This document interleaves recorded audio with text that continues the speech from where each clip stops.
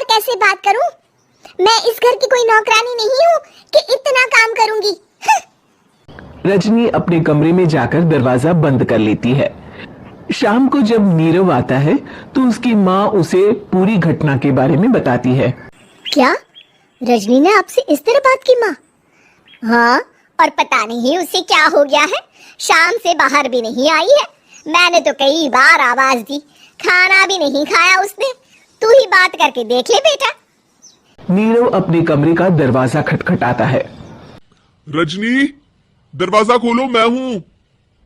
रजनी दरवाजा खोलती है और फिर वापस जाकर अपने बिस्तर पर लेट जाती है। रजनी, माँ से बात करने का ये क्या तरीका है? मैंने कोई गलत बात नहीं की है।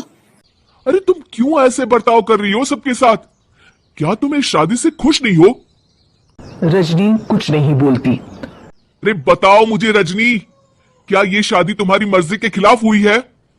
हाँ, मैं ये शादी कभी नहीं करना चाहती थी।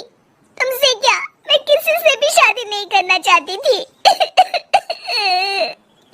रजनी रोने लगती है।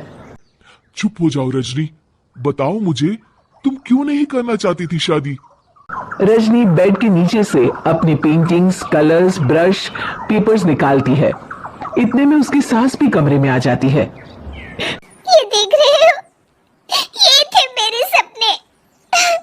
मैं पेंटर बनना चाहती थी, पर माँ पापा ने कभी सपोर्ट नहीं किया और मेरी शादी करवा दी। मेरे सारे सपने टूट गए। हर वक्त बस गुस्सा आता रहता है मुझे। मैं जानती हूँ कि आप लोगों की इसमें कोई गलती नहीं है, पर मैं क्या करूँ, मुझे समझ में नहीं आता।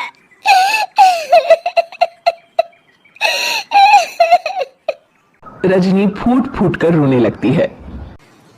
मुझे माफ कर दीजिए, आप दोनों के साथ मैं बहुत बुरा बर्ताव कर रही हूँ। अरे रजनी बेटा, चुप हो जाओ तुम। नीरव पानी लेकर आता है। ये लो पानी पियो और शांत हो जाओ।